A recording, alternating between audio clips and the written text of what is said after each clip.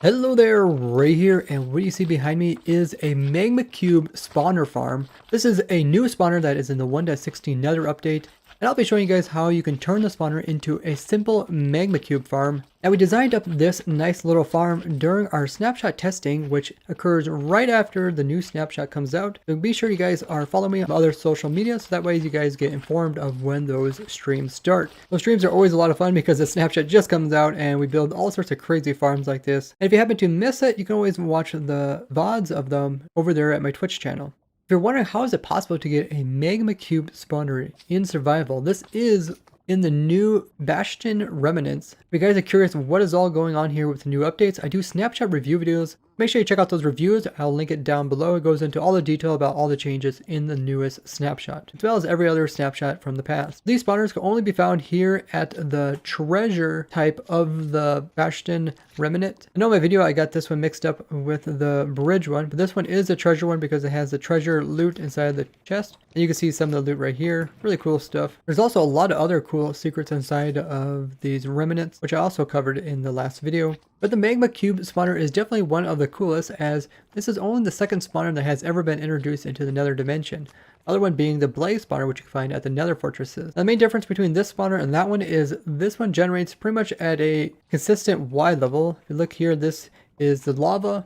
This lava is pretty much the same Y level as the lava lakes you find outside. This is at Y level 34. So you're kind of limited to how low you can go with these. The spawner itself is sitting at Y level 39. So in order to build this farm, you do have to do a little bit of terraforming. You need to make room on all sides of the spawner so that the magma cubes can spawn in.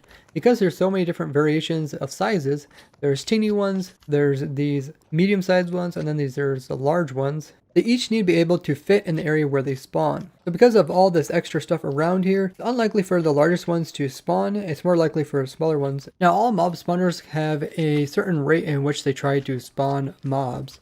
And on average, a mob spawner will produce about 500 mobs per hour.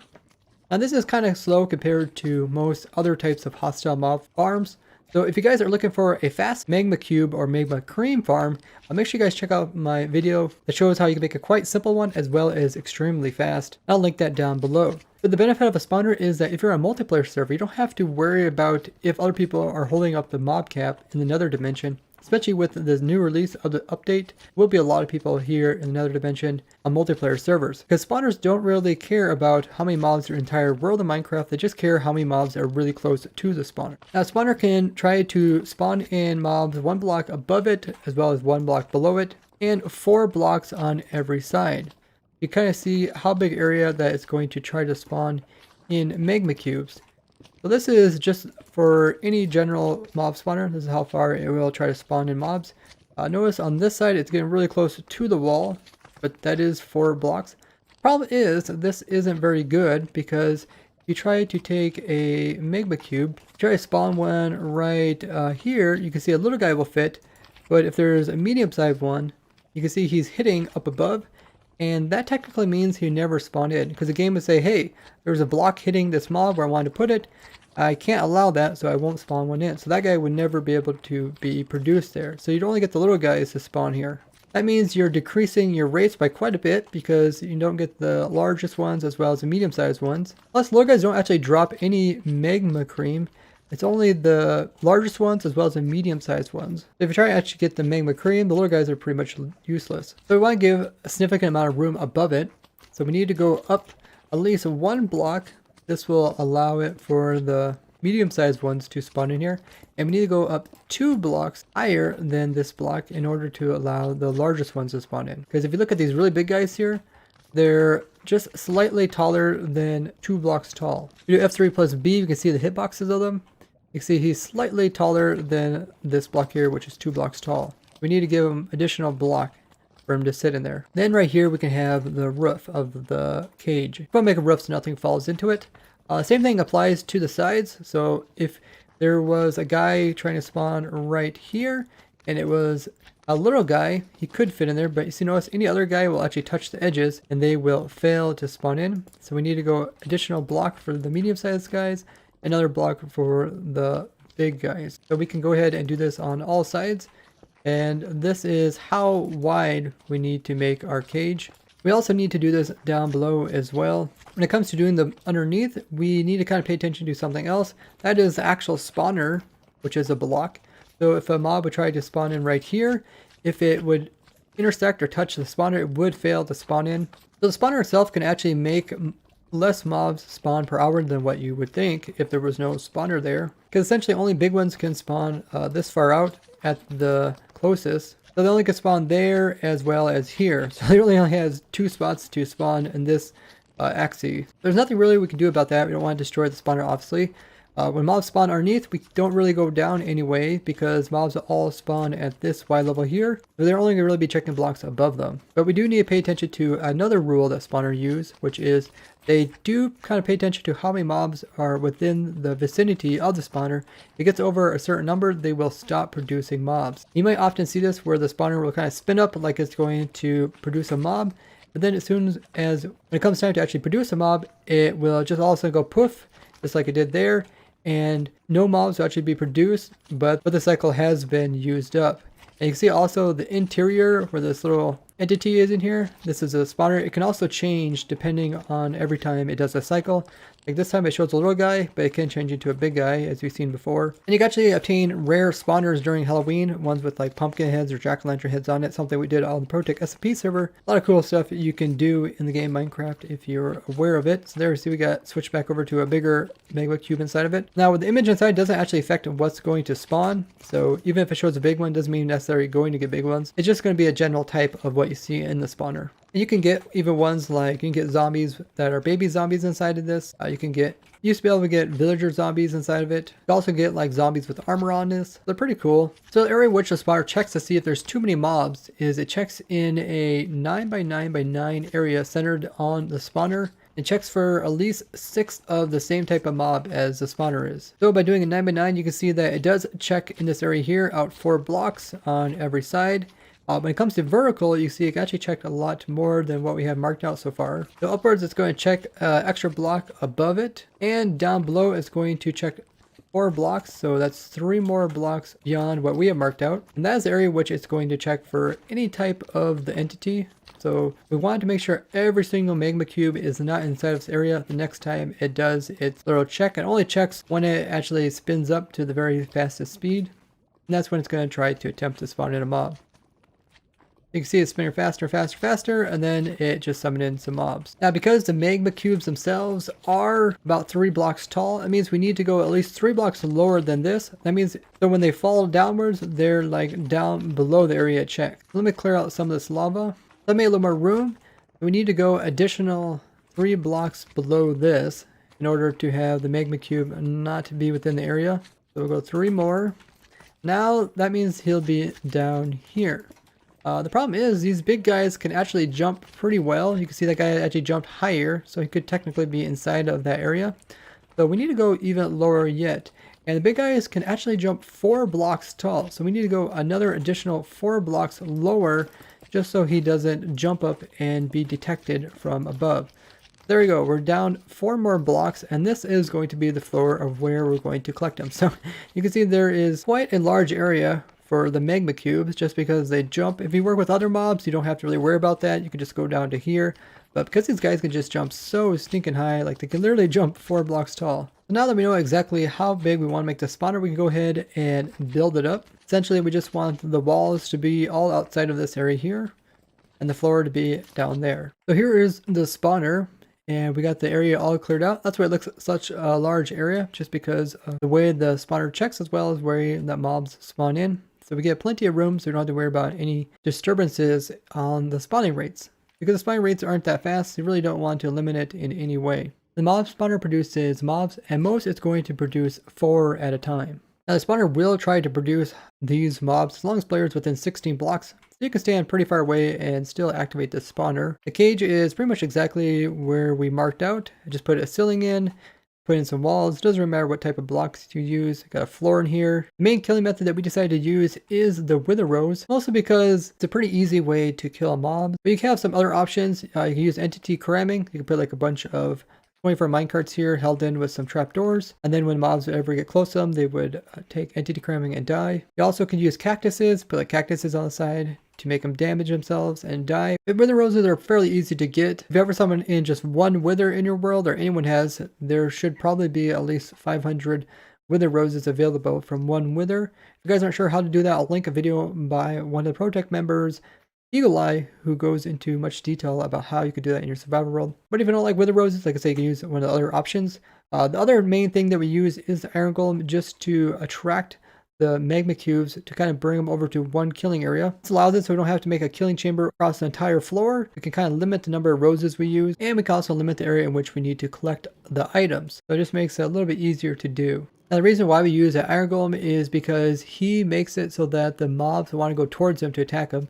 Magma cubes are that type of mob where they want to go after something and attack them. They'll go after players, also go after other guardian creatures like golems, both iron as well as snow golems. When these guys spawn in, they'll be able to see the iron golem from 16 blocks away, so pretty much wherever they spawn, they'll land, and then they'll try to hop towards him to attack him.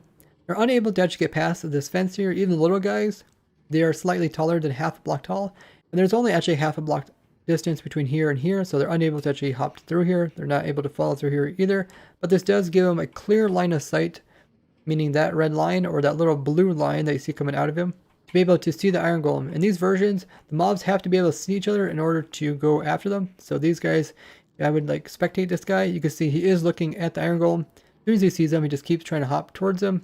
Kind of fun to spectate these guys. You notice that the golem will try to kill them if they get too close, but the magma cubes are unable to get close enough to actually hurt him. And if you want to, you can also make custom mob spawners in creative, and that's what the guys did to make it say sub to ray on those guys. But you can see this is quite effective at going ahead and killing them. Look at all sizes of these guys spawning in. As soon as you get remotely close to the wither roses, they will die and they will split up. We decided to go with like 4 wither roses just because they kind of push each other and spread out. That way it just kills them a little faster. We also spread out the wither roses because the little guys will eventually touch them. They're just kind of bouncing around, and they might fall in here, but they'll eventually move over and hit one of the wither roses and die. And with the really big guys like this, every time they split, they produce 4 more guys. So there could be a lot of mobs around here, and we want to kill them somewhat fast because the spawner don't produce them that fast, but because they just split so often, it can be kind of cumbersome to kill them all at once. Now when it comes to loots, these things are not very effective at producing items. They only have a 1/3 chance every time they split to drop items. So the big guy only has a 1/3 chance of dropping 1 magma cream. And then each of the 4 medium-sized ones also have a 1/3 chance of dropping 1 magma cream. The little guys have a 0% chance. So overall, there's just not a lot of items per hour. And this farm will produce around 250 magma cream per hour, which isn't a lot. So if you want anything more, definitely check out my other magma cream farm. Probably just as easy to build or easier. It mostly has to do with just the low rates of getting magma cream from magma cubes in general. But when they do die and drop their magma cream, they'll drop it kind of around the roses, and that's why it's nice to have kind of a center area where you know they will die, so you just have to kind of pick up the items within this area. If you see them dropping out any farther, you can always increase the minecart collection system. We decided to go with a hopper minecart just because this means you only really use 2 hoppers, so 1 hopper for the cart and 1 hopper for the unloading station. Kind of minimize the amount of hoppers needed, rather than just plastering the whole floor with hoppers. Because it doesn't really produce that many items, 1 hopper is easily able to keep up with it. And then all items are just unloaded into this chest here and have a simple minecart unloading system. Now when trying to spawn in hostile mobs like magma cubes or any other hostile mob, you do want to try to limit the amount of light that is produced around the area. Even for some mobs that pretty much can spawn at any light level, by lowering it around spawners, it just gives it a higher chance of producing a mob, rather than just going poof and not producing anything. But because magma cubes have the ability to pretty much spawn in any light level, by putting in tons of light, you're not going to actually stop them completely from spawning. Just by placing these blocks, you're actually limiting where they can spawn, because the blocks actually occupy space. You'll see they're still able to spawn. See one spawn like pretty much right here on top of this light. But a general rule when you're working with spawner is to not have blocks near them as well as light sources. So if you want to try to disable the spawner, like while you're working on it, it's best to just fill the area in with blocks. Some easy block that you can remove after you're done building it up. Now the magma cubes themselves do produce a pretty decent amount of XPs. So we go ahead and kill one of these little guys here. you'll see that we actually got 1 XP off the little guys. The medium-sized guys will give you 2, and the really large ones will give you 4 XPs. So you'll get 4 XPs off the big one, and then that one breaks into 4 medium-sized ones. You'll get 8 more XPs, and then they break into another 4. You'll get 16 XPs, meaning you could get as much as 28 XPs. But you can see that sometimes when they break up, they only produce like 2 guys. Sometimes they only produce 3 guys. So it is a little bit inconsistent. But 20 XPs is pretty good, so if you really wanted to, you could make an XP farm where you just have these guys all lured over here and fall into a hole, and then kill it manually with a sword if you don't want to AFK.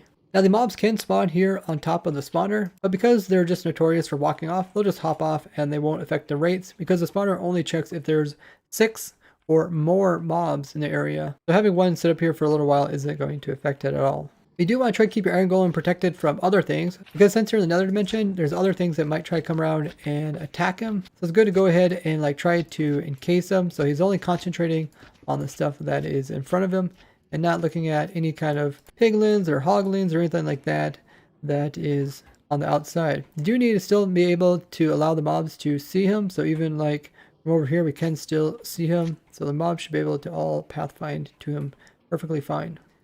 You can pretty much AFK anywhere outside of this, so you can stand about right here and AFK. If you go too far away, mobs could spawn on the actual platform down there. So if you don't want to get that, you can always put in slabs down here. Now from what I can tell, I didn't ever find a remnant that there was 2 beside each other, so I don't think you can ever get like a double magma spawner.